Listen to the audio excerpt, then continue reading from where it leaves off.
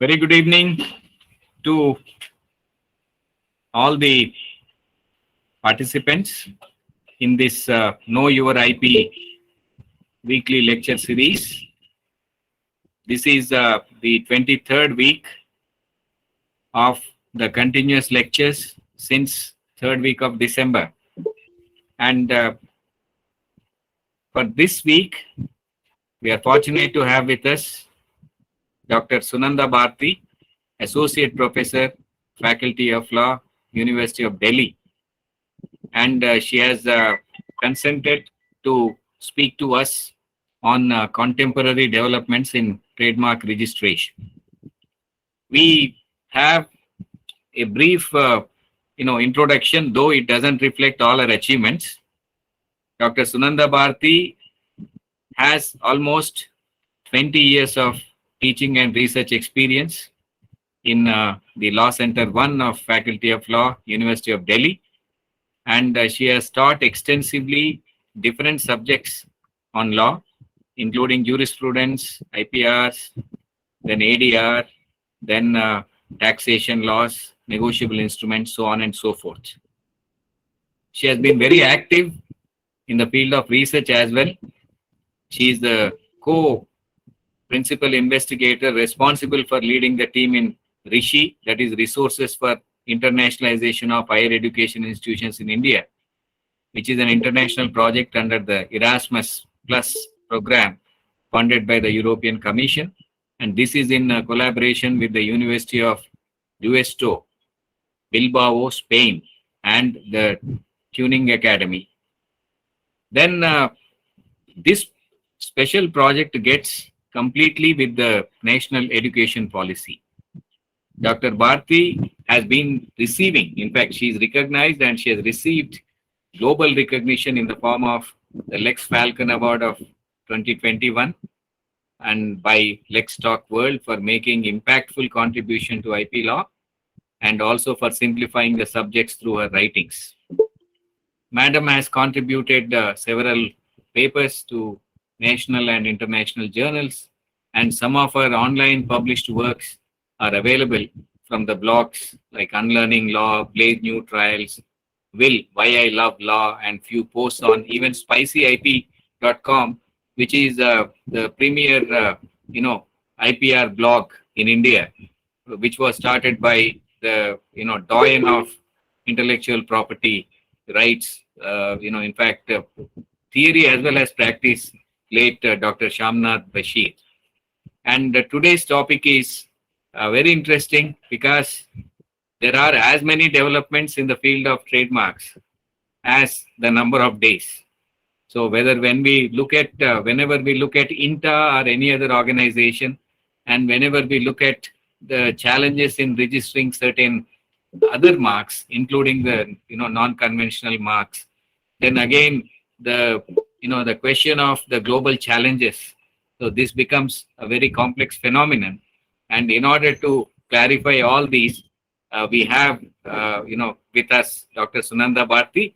I wholeheartedly welcome you, ma'am, as the DPIIT IPR-Chair Professor, Osmania University. And I also welcome all the participants. And all of us are waiting for your lecture anxiously. Over to you, ma'am. Thank you very much, Professor Reddy, for such a lavish introduction. Now, I just hope that I'm able to do justice to the expectations that the audience has from me, as well as from the topic that I have selected today. The name itself suggests the title is registration of trademarks, which is something very fundamental, something basic insofar as trademark law is concerned across the globe. And let me start by succinctly taking up the matter of coming directly to the point, that is taking up the matter of registration of a trademark. And for this, we have to basically look at Section 28 of the Trademarks Act 1999, which talks about the rights conferred by registration And if I read, I have here with me the Bear Act. And if I read from the Bear Act, it says, uh, I'm focusing on subclause 1. And subclause 1 says that subject to the other provisions of this act, the registration of a trademark shall, if valid, give to the registered proprietor of the trademark the exclusive right to use the trademark in relation to the goods or services in respect of which the trademark is registered, and and obtain relief in respect of infringement of the trademark in the manner provided by the act. Now, the so this is basically what registration as such, registration of a trademark, which is something optional, which is not mandatory, but since it has some benefits, the two main benefits, there might be umpteen number of benefits, but the main two benefits that you get once you get your trademark registered is that you get that wonderful certificate, certificate of registration, which you can show to anyone who disputes your ownership over that mark. So registration of a trademark has a very strong evidentiary value, right? And the second point, that the clause that I read a while ago clarifies beyond doubt, is that you get the right to sue for infringement of your trademark. So if anyone violates your statutory right, the right that has been given to you by virtue of law, this Trademarks Act 1999, if anyone violates this right of yours, how can anybody, the defendant, violate your right? There could be a number of ways. Say, for instance, he uses a deceptively similar trademark in relation to the same, similar, or even dissimilar goods or services at times. It might be a case of infringement, and then you can move against him, right? So a proprietor of a registered trademark basically primarily gets these two benefits. A proprietor of an unregistered trademark, on the other hand, does not get this right to sue for infringement. He simply has the common law remedy of passing off available to him. So since my title, the topic is registration of trademark, I'll be dealing with some aspects of registration, the contemporary developments insofar as India is concerned, revolving around registration. And as the first point that I would like to flag when it comes to registration jurisprudence rather trademark jurisprudence, is that this aspect of deceptive similarity or likelihood of confusion is a very subjective phenomenon. This deceptive similarity or likelihood of confusion, around which the whole trade registration jurisprudence basically revolves, is a subjective phenomenon. You cannot have a straitjacket formula, or it is not something set in stone, right? It has developed on the basis of it has developed on case by case basis. So it has basically evolved through a series of case law. And it depends from, when I say subjective, it depends on person to person. Sometimes it's easy to discern. Sometimes it's easy to make out that, okay, this trademark of the defendant is deceptively similar, is confusingly similar to that of the trademark of the plaintiff. But some other times it is not that easy. And at times, and that is something that I would want to draw the attention of the audience to, is that sometimes it can lead to one party harassing the other or acting as a trademark bully. It's almost like saying that now that my trademark is registered and now that it is big, right, you dare not choose a trademark that is even remotely closer to that of mine, right? So that this is you can say something that is not often highlighted insofar as the aftermath of registration is concerned, particularly when it comes to a mighty trademark. A big and mighty trademark, usually so many times, there have been so many examples, and I'll be taking a few, wherein it has been observed that that big trademark player, the proprietor ends up acting as a bully, right? So uh, bully in the sense that objecting to the defendant's trademark for no plausible or sensible reason. And we often see the registry also, fortunately or unfortunately, at least in India, the registry succumbing to the might of the big players. And the courts also, if the matter goes to the courts also end up, they buckle down under the pressure of that mighty or big trademark holder, while deciding the concept of deceptive similarity, or while deciding this whole question whether the defendant's trademark is registrable or not. And I have two examples here. What you actually see on the slide is quite a famous trademark. And it is basically the Starbucks logo. I'm sure many of you have gotten it already. So it is the Starbucks logo.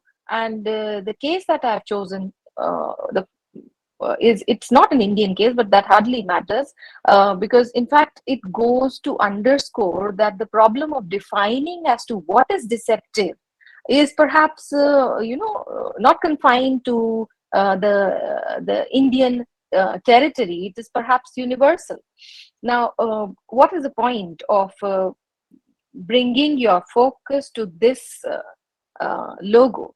Now, this green lady whom you see on the slide, modestly covering herself with her long tresses, long hair, and wearing nothing but an enigmatic smile, is actually SIREN. The name of this green lady is SIREN. Who is SIREN? SIREN is basically another name, a synonym for a mermaid, right? A mermaid. So a mythical creature, basically. And why is she smiling? She's smiling because she wants to lure you into having coffee at Starbucks, right? And or at least that is the philosophy behind the trademark. So this SIREN has two tails, as you can see. If you can closely look at the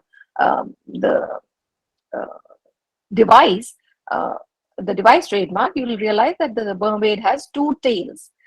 Now, and you'll realize a bit in a minute or two as to why I'm dealing with the details of this trademark. So why I'm dealing with the preface to such a in such a detailed fashion. Now, before I reveal the real reason, let me just add to that preface. Apart from the fact that this is SIREN or mermaid, which comprises the Starbucks logo, it is important to know a bit of history behind this logo. So Seattle, the hometown of Starbucks, is a port city, having strong connections with sea navigation, with trade, and with, of course, coffee that is still traded through waters there. And hence, this device trademark of Starbucks makes it to be an example of smart creativity, no doubt. But whether this gives Starbucks the right to claim an absolute authority over the usage of SIREN or mermaid as a part of their trademark logo, as a part of their trademark, is a big question. And whether this such an absolute authority should be given to any proprietor is a question. But so many times we have seen that at least these big players, they claim to have an absolute authority over such logos, or such which according to them is an important part of their logo. Now, the point is that this SIREN is popular in the sense that mermaid is not used only by Starbucks. It's used by a number of other businesses and enterprises. As you can see, Mountains and Mermaids is another brand trading through SIREN, though the imagery is obviously different. They have a different logo, but revolving around SIREN or mermaid. And these two proprietors are fighting a legal battle over this mermaid, wherein the Starbucks is saying that, of course, is claiming that they have an absolute authority over the usage of any mermaid picture, which can be as a part of their trademark. Nobody else can choose a mermaid picture as a part of their trademark, right? Who is Mountains and Mermaids? Mountains and Mermaids is a small Alaskan company selling apparel, a variety of apparel, and it's a very small time player as compared to the mighty Starbucks. But still, it is clashing. Starbucks is clashing with Mountains and Mermaids, and they are saying that see. Uh, Mountains and Mermaids, they use an expression, Siren's Brew, for its product, one of its products, that is coffee. So actually it's an apparel company, but recently it has branched out into coffee and coffee mugs and so on and so forth. So Siren's Brew is an expression that they have chosen for their coffee. And Starbucks, incidentally, had applied to a trademark, Siren's Blend, for its coffee products. And Starbucks now wants the US PTO, that is US Patents and Trademarks Office, to reject the application made by Mountains and Mermaids on ground of confusing similarity.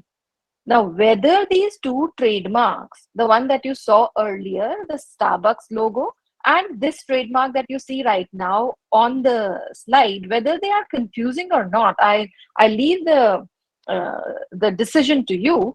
But insofar as my personal opinion is concerned, they do not appear to be similar, let alone, so there is no point of any confusion happening there. But their main objection is on the usage of the word siren, of course, and the accompanying depiction of that mermaid. In fact, they maintain, they as in Starbucks maintains that that they have invested so much in creating an association between siren and coffee since 1971, that is ever since they started their business, that they claim that anything related with mermaid, you bring up anything related with mermaid or siren, people are likely to associate it with them, that is Starbucks, right? So that is their tall claim, and with that tall claim, they are acting as a bully, and this is of course my personal opinion.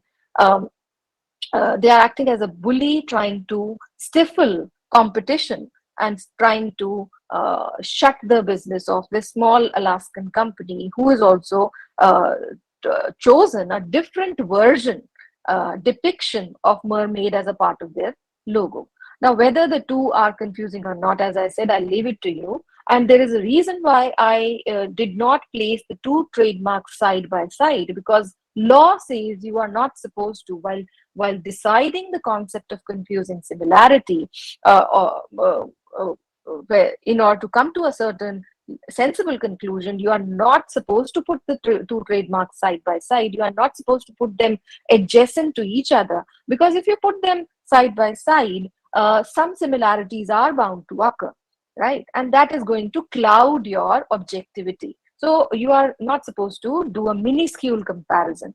So on just one glance, if they appear similar, they should be taken as confusingly similar. But to me, as I said, is it confusing is a question, is the essential question. But yeah, so another example that I have, this was one example. Another example I have is the Apple versus Peer controversy. That is slide 6. Yes, Apple versus Peer controversy, and the related imagery you see on the slide. Now, quite a famous episode insofar as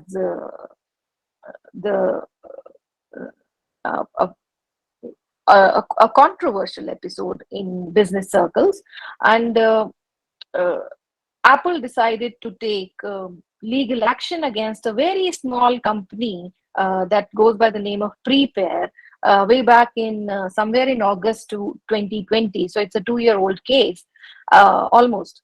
Why? Because the company has a pear-shaped logo, right? Which Apple claimed was very similar to its own logo, that is the Apple logo. Now, apple and pear, they are fundamentally two different fruits. But look at the audacity of one. That is what I was trying to put forth. That this is a sort of an undesirable aftermath of registration sometimes, that a certain player gets so big that he starts acting as a trademark bully, trying to shunt out competition, trying to prevent the registration of even remotely similar trademarks when it comes to protecting their business. So Apple claimed that this pair logo was very similar to their Apple logo, although pre-pair as such, insofar as what it stands for is concerned, it has nothing to do with technology or the kind of business that Apple is engaged in, right? And Prepare is basically a mobile app, a simple mobile app that offers healthy recipes and a digital grocery list, right? But nonetheless, despite that, Apple decided to move against Prepare. And when Prepare stood its ground, refused to budge, and this controversy sort of started gaining traction in the relevant circles, Apple offered to negotiate. And the last that we heard was that both the companies had reached reached an agreement out of court, whereby Apple had allowed, so to say, Prepare to use the fruit logo with a subtle change, and that subtle change is also quite hilarious. So here is the change. Now, this is a classic trademark bullying case, again, in my opinion. The point being that sometimes this aspect of confusing similarity is taken to the limit. I hope you can get that subtle change. The leaf now is half moon drooping downwards. And with that subtle change, Apple was happy. Its ego was satisfied. And so this is taking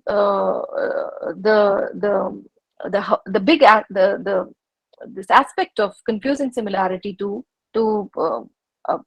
an unreasonable limit, and it happens more so when the plaintiff's trademark is registered, as in this case, and reputed on top of that, right?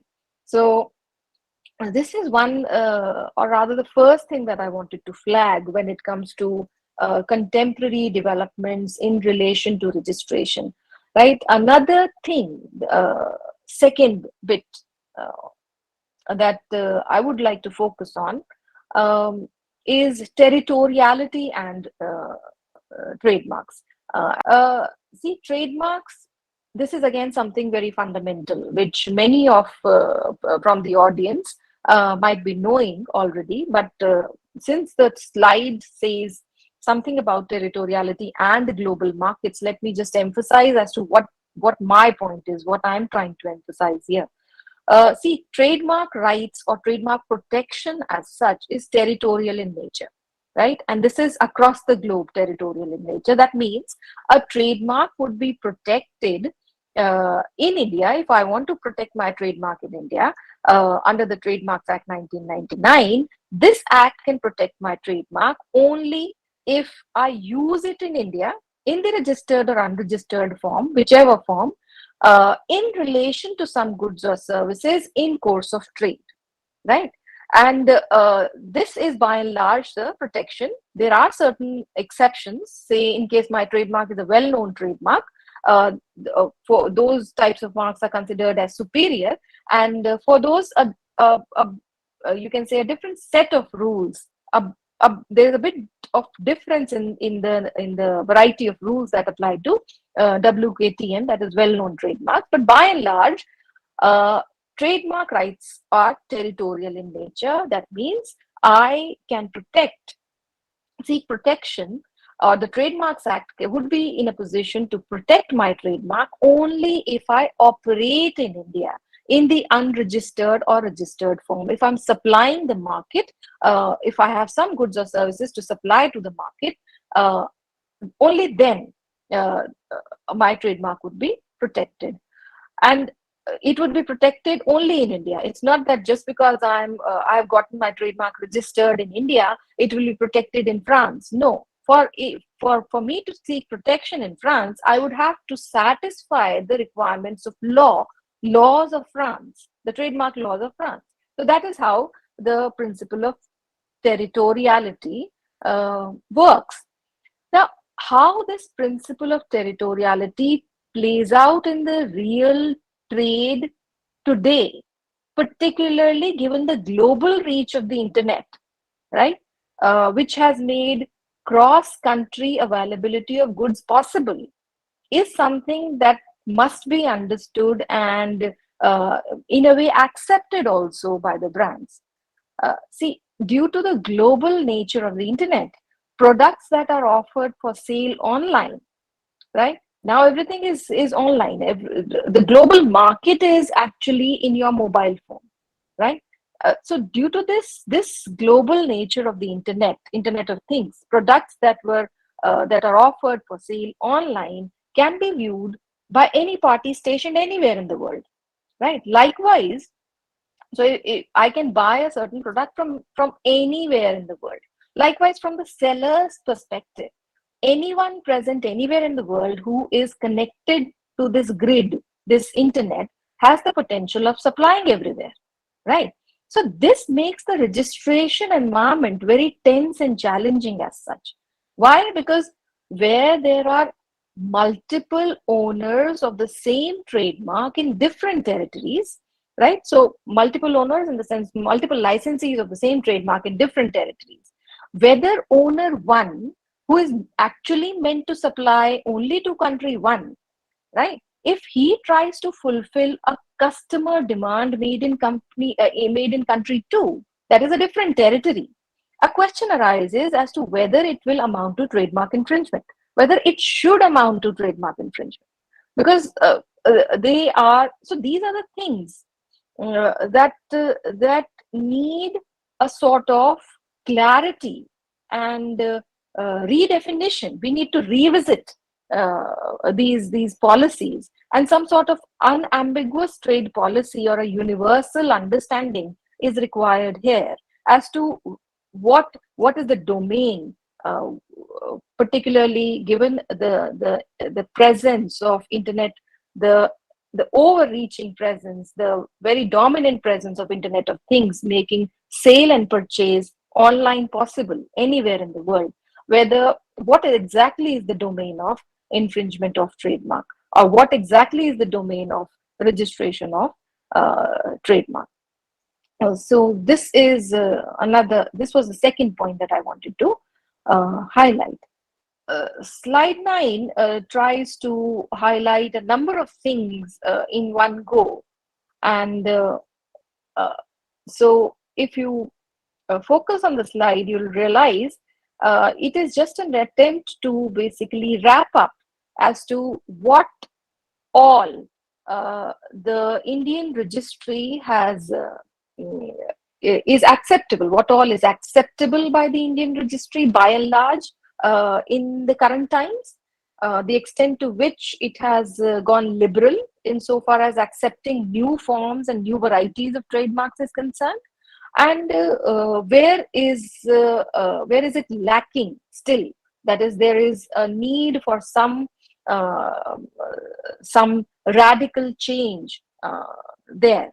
So it tries to cover a number of points, and so to begin with, let me touch upon something that is again very basic but not exactly understood or put out by many in the way I'm trying to put out, and that is the question that if intellectual property, IP, is all about intellect, because at the end of the day it is intellectual property, something, your creation of mind, something that your mind has created, right? And IP right is protecting the creation of mind, right?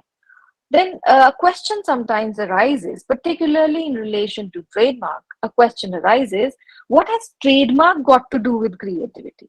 I mean, with copyright law, it's easy to fathom, it's easy to understand that, okay, musical, artistic, literary work, it is a creative work after all, right? With patent, yes, so much of intellectual effort is put in creating and in coming up with an invention, right? And so is the case with almost all the other forms of design law.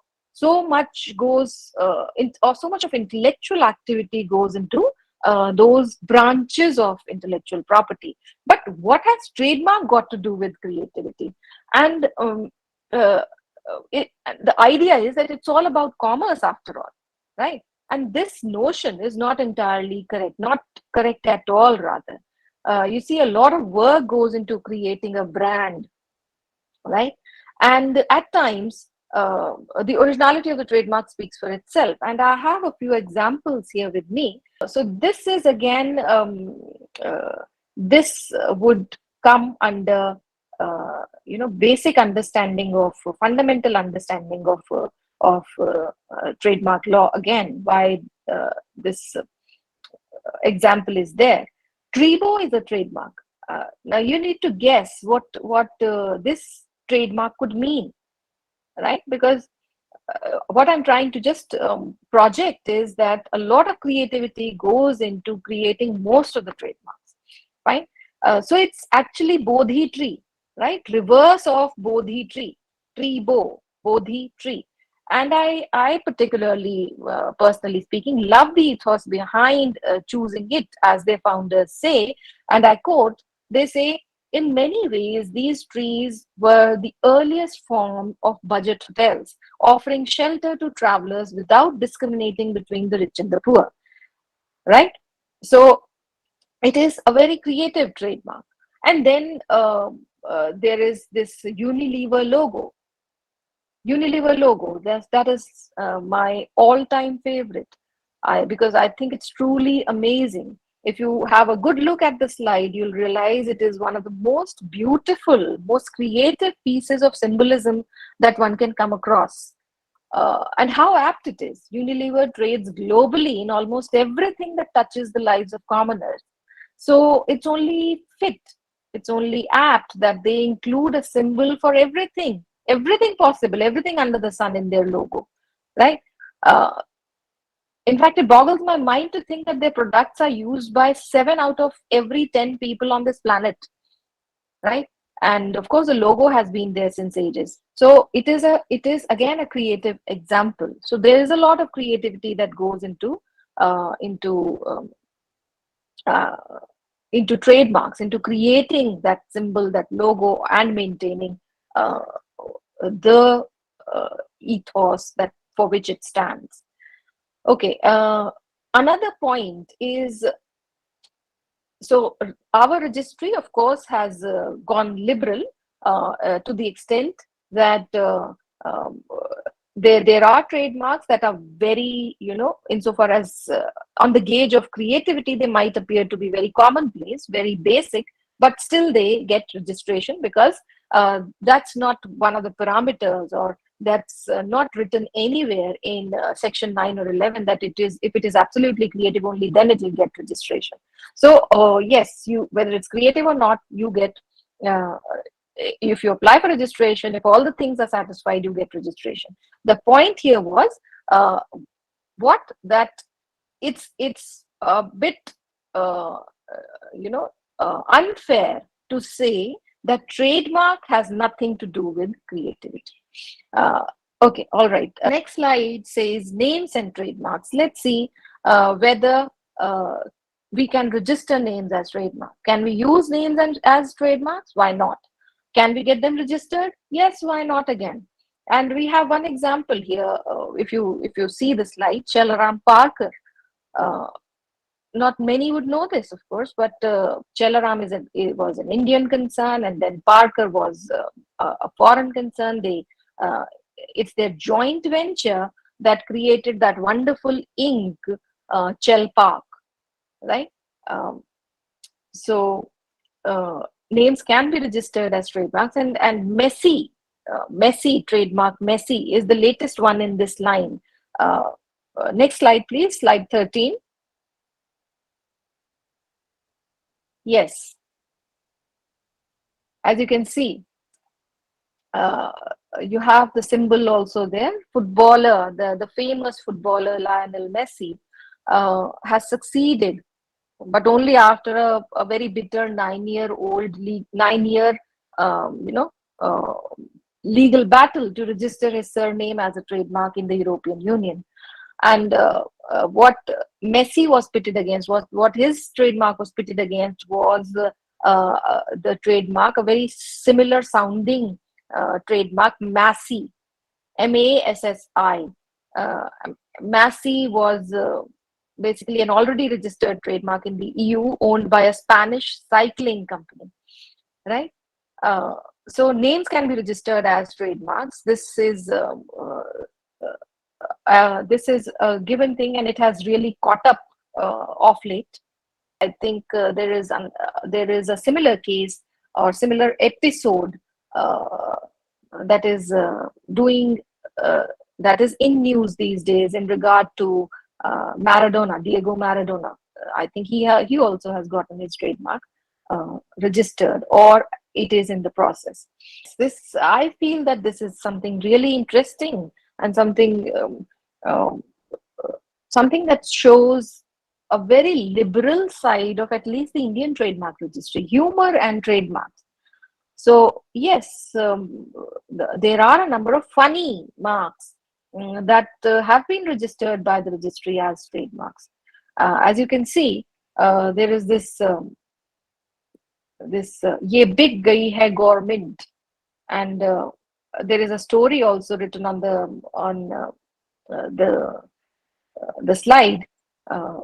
It is the whole thing started with a Pakistani woman going on an abusive rant in Hindi while answering to a journalist's question, which went viral on social media.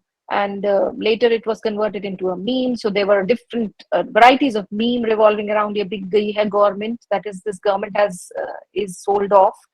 And now it is a registered trademark in India in respect of a number of things, particularly temporary accommodations, right? Which is quite a hilarious trademark in my opinion. As you can see, Hai Toba, and these are registration certificates, bits and pieces of registration certificate, portions of relevant portion of registration certificate that you see on the slide. So Hai Toba is a trademark. John Doe, imagine John Doe orders are there, and we have a trademark, registered trademark by the name John Doe. Hitler is a registered trademark in respect to different goods and services. So humor and trademark is something that has really caught up with the registry. With the next slide, I want to highlight something that is a contemporary development, all right, but it is something which at least which a number of IP enthusiasts might get confused with, or at least I come in that category. And why is that so? See, trademarks, whether they are registered or unregistered, they have to be used. They cannot operate in vacuum. They have to be used in relation to some goods or services. So they have to be placed on some goods or services in the course of trade. That means those goods or services have to be offered in the market for active sale and purchase. You have to supply the market, basically. Now, if this is one of the foundational pillars of trademark law, then we have, given this fact, despite this fact, we have a development wherein this aspect of trademark usage and registration has also been bypassed if the trend with the registry is to be seen. Now, that means that we do have trademarks that do not stand for any goods or services as such, but yet have been registered under the Trademarks Act 1999. And one example is before you. One example, you can see a line that is the Make in India logo, a very famous logo, Make in India logo. It is a registered trademark, but you will note that there are no goods or services provided by the government of India under that trademark. Instead, the trademark is available upon prior approval, of course, from the Department of Industrial Promotion and Policy, right? So this trademark is available. You have to apply for it, and once you get the approval, you can place it on. It can be put on any good manufactured in India or any service generated that is generated in India, catering to the stated 25 manufacturing sectors in India for which this Make in India logo was created in the first place. Now, the point is that this does not operate, this Make in India logo, since it does not have any, there are no goods or services that the government is offering. It can be put on any goods or services offered by anybody, provided so long as they are being produced or made in India. It ends up, instead of acting as a traditional typical trademark, it ends up acting as a certification mark, but it has not been registered as a certification mark. You see, and for that, in order to understand, I think, a bit more clearly, one needs to understand the purpose of certification trademark, the basis of it. The purpose of a certification mark primarily is to show that the goods or services in respect of which the trademark is used, they have been certified by some competent person in respect of certain characteristics such as origin, mode of manufacture, quality, etc. Right? And given this understanding, if this is certification mark, it is very clear that the function that Make in India trademark ends up performing is very close to that of a certification mark. But if you see the registration certificate, one very curious thing that the registry seems to have done is that they have not given it a certification trademark status. It's a simple device trademark, right? So this again is a very confusing kind of a development, in my opinion. Another thing which I do not understand, and this is not a recent development, but then quite a long standing thing actually, but then it also goes against one of the fundamental pillars of trademark policy, of IP policy. And what is that? Dual protection. So what we read as a part and parcel of the fundamentals of intellectual property is that the same subject matter cannot be protected by two different forms of intellectual property. You will get protection only in one branch. So you'll have to choose. But as I see it, there is dual protection also. And this is kind of a very curious situation. Dual protection in case of Darjeeling tea. See, DT is a registered geographical indication as well as a certification mark. And why I say that it's a curious situation, because all the time we maintain that there is no dual protection that is available under IP. But it was the first registered GI under the Geographical Indications of Goods Act. Before it was registered as a GI, it was functioning as a certification mark. So ideally, when it was registered as a GI, the certification mark status should have been set aside, right? But then at least I could not find, while conducting my research, I could not find that to be the status. The status is that it is a registered GI as well as a certification mark. So the same thing basically is being protected under, by and large, the same thing is protected under two branches of intellectual property. So we need a bit of clarity there from the registry as to what exactly is this and why is this the case. Yes, another very important, in my opinion, development with registration, concerning registration of trademarks, is non-conventional marks registration. Registration in respect of non-conventional trademarks. Non-conventional trademarks such as smell, taste, etc., they are not recognized in India as such. But good news is that the country has been opening up to at least sound marks in a fairly reasonable way.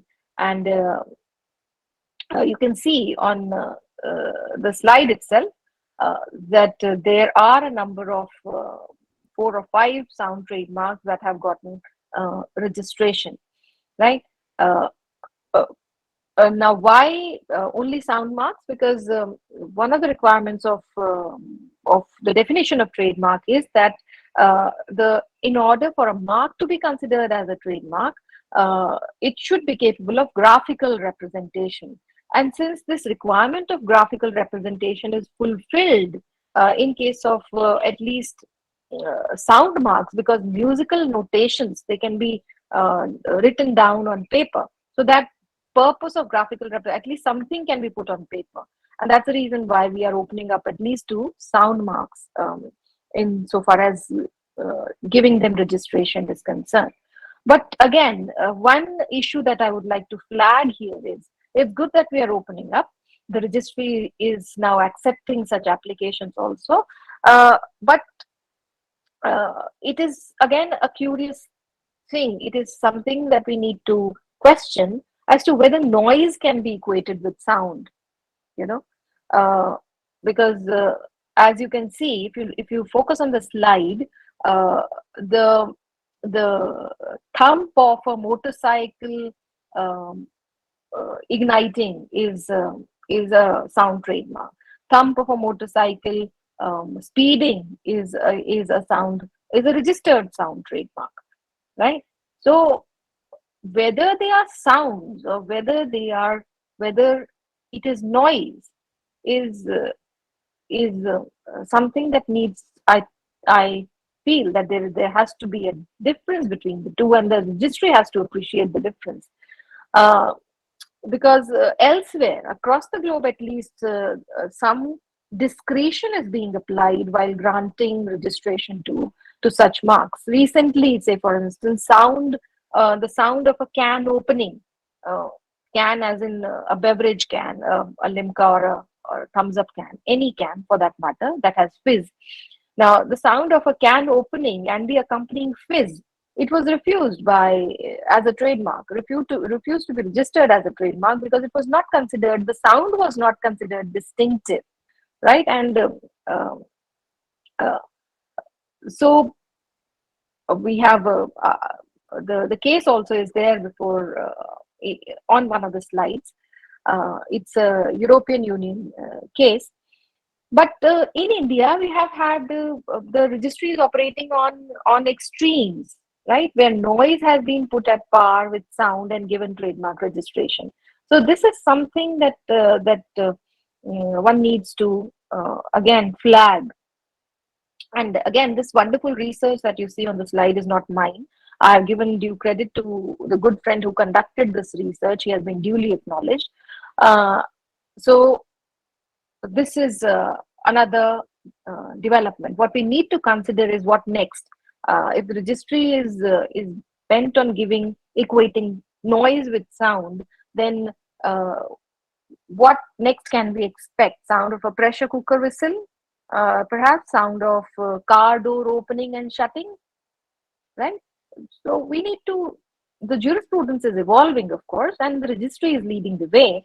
And it would be interesting to note how we move from here, right? As you can see, discrimination and trademarks. Again, one good development that has happened, I would like to flag. Last year, that was like end of 2020 and beginning of 21, the trademark Fair and Lovely, owned by Hindustan Unilever, it had been accused of gender discrimination and stereotyping on the basis of skin color.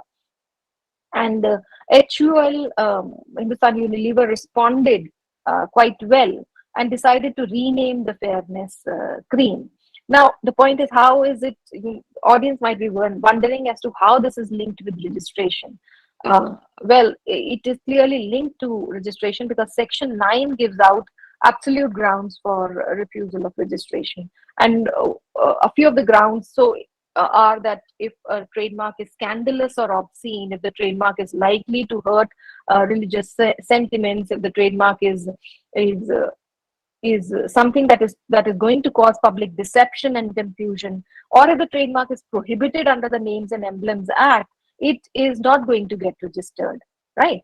Now, against this backdrop, but discrimination is not one of the grounds. And my pitch and my suggestion here is that that I'm prompted basically to underscore the need for amending Section 9 of the Trademarks Act to include discrimination also as a ground for refusal of registration, because it should read that a mark shall not be registered as a trademark if it is discriminatory in nature or violative of the fundamental rights enshrined in Article 15 of the Constitution. So this is something, again, a development that we should look forward to. It should happen in the coming days. Hopefully, this is something that the registry should take note of. I think I've come to the end of my presentation. I hope you liked it. So thank you very much for being patient enough to listen to what I had to offer.